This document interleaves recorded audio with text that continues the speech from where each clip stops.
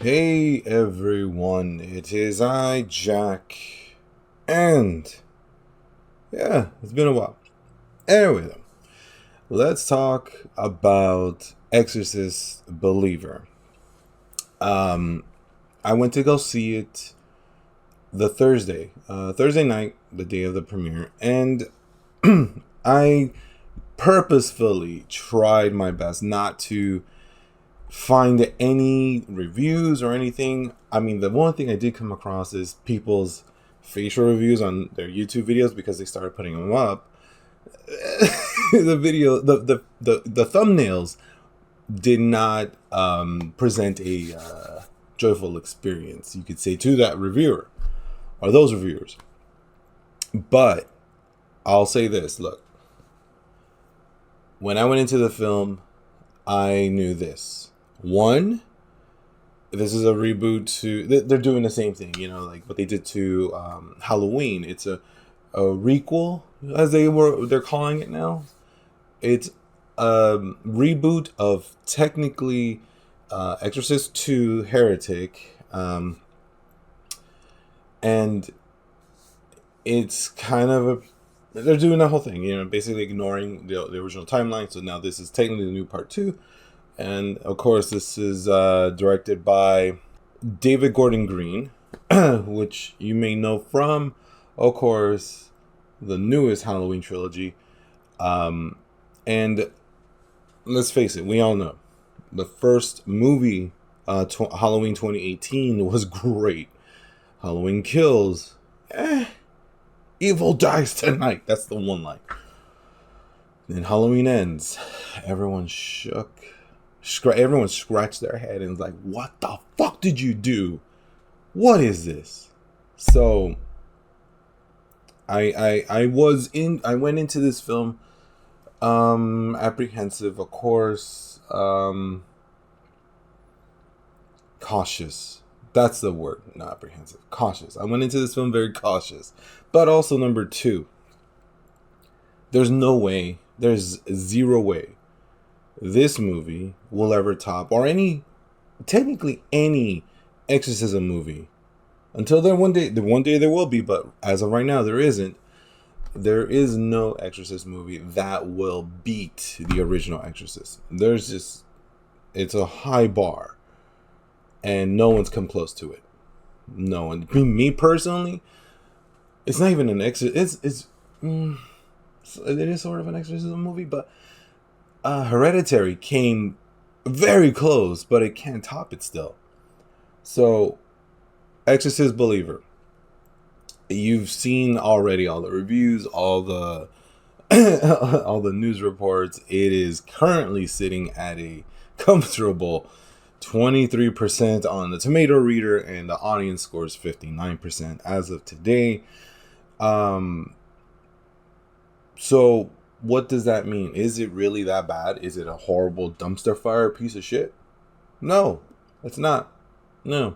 I mean, look, let me set up the story for you. Maybe don't know the story. The movie is following Victor Fielding, who is played by Leslie Odom Jr., who loses his wife when they're on a trip to Haiti. And 12 years later, of course, now he's taking care of his daughter, Angela, who is actually missing her mom.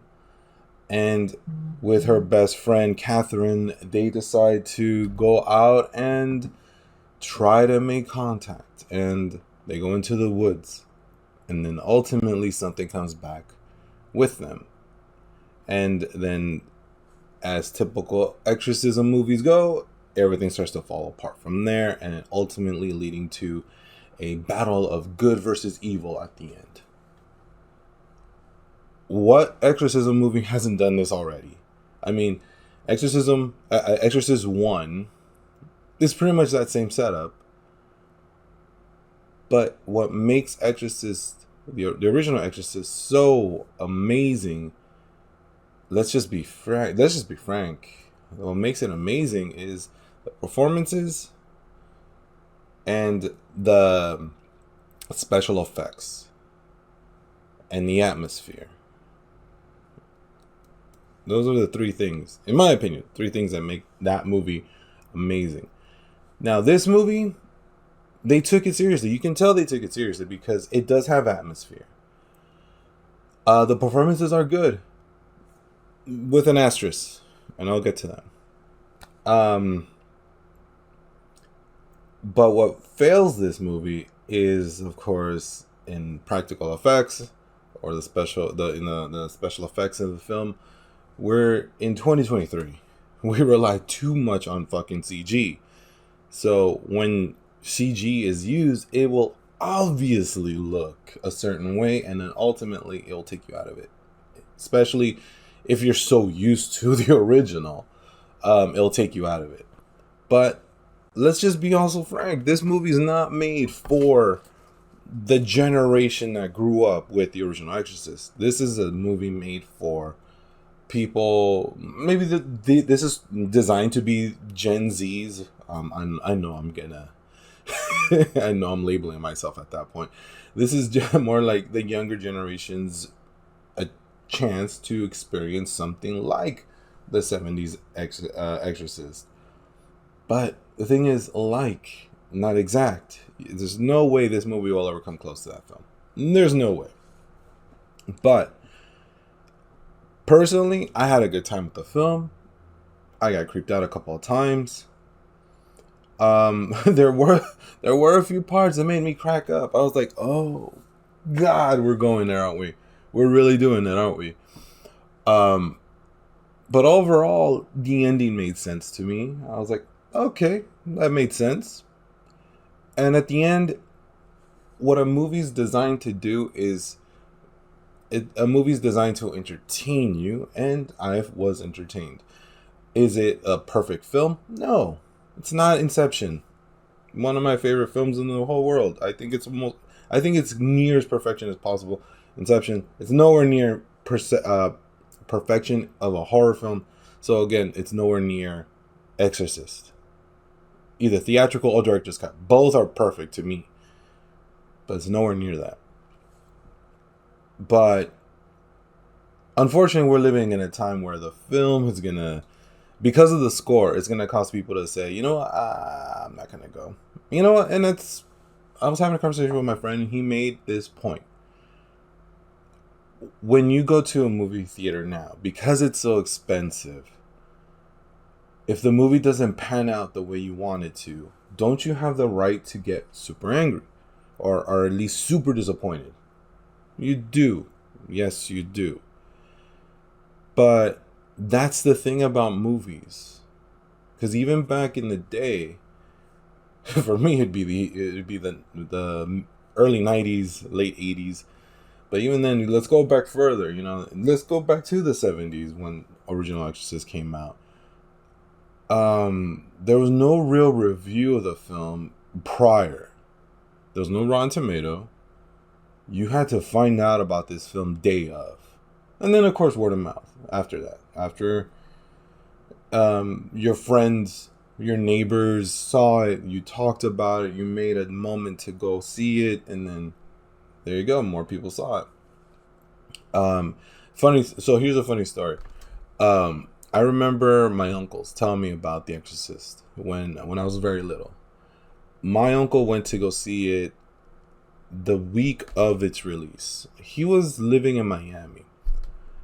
He told me that when he went to go see it, he said it's amazing. It was amazing. So scary. Just so scary. But he goes, people were throwing up in the theaters. People were leaving. People just couldn't handle how intense visually and also audibly, because that's the thing that makes The Exorcist so amazing, is the music, the atmosphere. It's not like a bombastic soundtrack or anything. It's very, very minimalist. If you think about it, it's very minimalist in score, but it amplifies that dread, that eeriness, the fog in Georgetown where that movie takes place. It amplifies everything. And then ultimately, when you see, let's say for example, that scene where you see a zoom in of Reagan's face, you're like, ha ha ha. You just start freaking out. And ultimately, some people who have never seen such a thing are gonna, their blood pressure is gonna go so high they're gonna throw up. And that's what was happening. So all those stories you've heard of what happened during the original Exorcist are all true. They're all very true. But we live now in a time where we're so desensitized to reality. We're so desensitized. I mean, the things we've seen on the internet, and I mean, this is the Heretic Circle channel, so this is more darker channel, so there was sites like rotten.com, your style project, if you know, but the something awful forums, the things you come across in those forums and those sites, those are fucking whew. No Hollywood movie could really like get to you like those sites and those video clips. And that was at the inception of the internet. That was like, for me, it was 2000. So I mean, we're barely starting to get out of dial-up. We're starting to discover DSL. If no one knows what DSL was, it's technically your cable internet, but slower through a phone line. I mean, we're in 2000, we're getting access to this stuff, and we're starting to see things. And I mean, like, for example, if you're a fan of Carcass, the grindcore death metal band Carcass, you're like, that's imagery I'm curious about. And well, you just go to rotten.com and then bam, there you go. There's a future cover of a Carcass album for you, and it's visual, and it's a video, and you get to see. Fuck, that is. So I mean, we're living in a very desensitized time. So, but here's the thing. Let's go back to The Exorcist Believer. Is it a bad film? It's subjective. And it really is subjective. I don't think it's a bad film. I think it has potential. It had potential. But I mean, it's gonna depend on you. It's gonna depend on the viewer. How closely you hold The Exorcist, and how willing is the viewer to just go with it, because if the viewer is going in trying to see, okay, will this top The Exorcist, it's gonna fail. You're gonna hate the movie. If the viewer is going into it and just says, no expectation, I just want to see what they present to me, and will it scare me? Will it make me quiver? Will it give me goosebumps? Will it make me jump? Will it also at the end entertain me? It might meet one of those or a few of those, I will say this. There is a character that was unfortunately not used properly. I mean, you've probably already heard who it is, so I don't want to spoil anything, but I'll just say the character was kind of brought in only to make the universes connect, I'll just say. And then ultimately, I think it didn't really work. But based on what was presented on the screen and the story, I had a good time. And that's ultimately really what I'm going for. Did I have a good time? Now, if a movie's, again, if it turned out to be a mixture of, for me personally, Hereditary and Exorcist, and it became this new thing,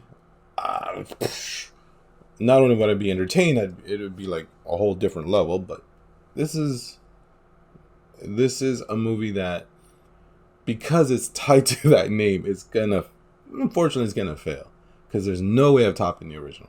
But anyway, that's my thoughts.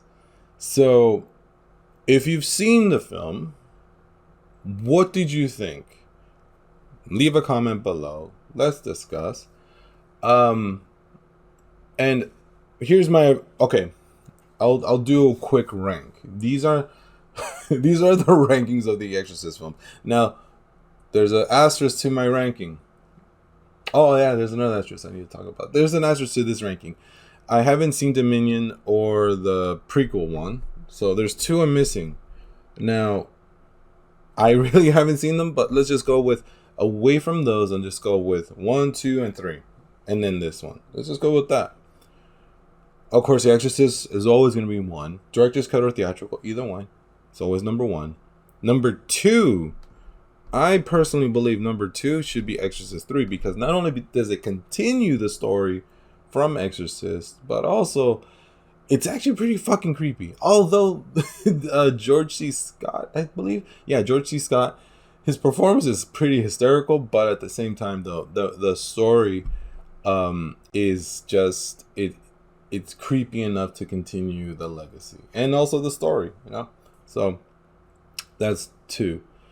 Then this Believer, Exorcist Believer, would be number 3 on the list, because it's the requel thing, but it had the atmosphere, especially for the first hour and a half. It had the atmosphere, but again, there's a couple of things that make you chuckle and you go like, oh man, okay, you guys in the writer room, seriously, stop smoking weed. But ultimately, again, it was good. I thought it was good. And then the very last one is, of course, Exorcist 2 Heretic. That movie, I have no idea what they were thinking. I know what they were thinking of. They said, okay, let's capitalize on Linda Blair. Let's bring her back. She's getting older.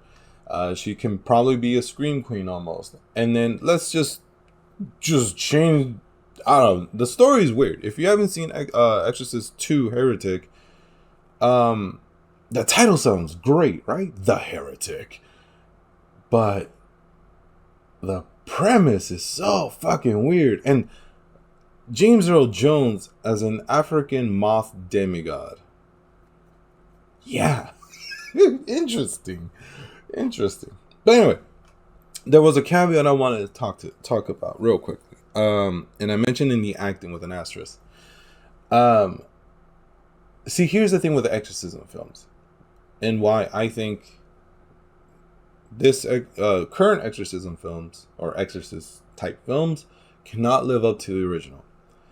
It's how you're portraying the possessed or being possessed. You notice how they always have that one thing where they act kind of spidery, Well, the reason why so many people hold The Exorcist in high regards is also because of the performance, like I mentioned. But prior to that film, there really wasn't a blueprint for acting possessed. Linda Blair had to come up with it, and also with the help of the voice actor, who helped fucking creep you out because of the change of voice. But also the main thing is her performance. Like the story of her in that scene where she's on the bed and she's flopping back and forth like that. I mean, although that was a horrific performance because of the fact that she was actually crying out of pain, because she ended up breaking a bone in her back because of the machine. It ended up slamming her back, but it kept going back and forth. So she was in writhing pain. So that scene is her with a broken back at that point.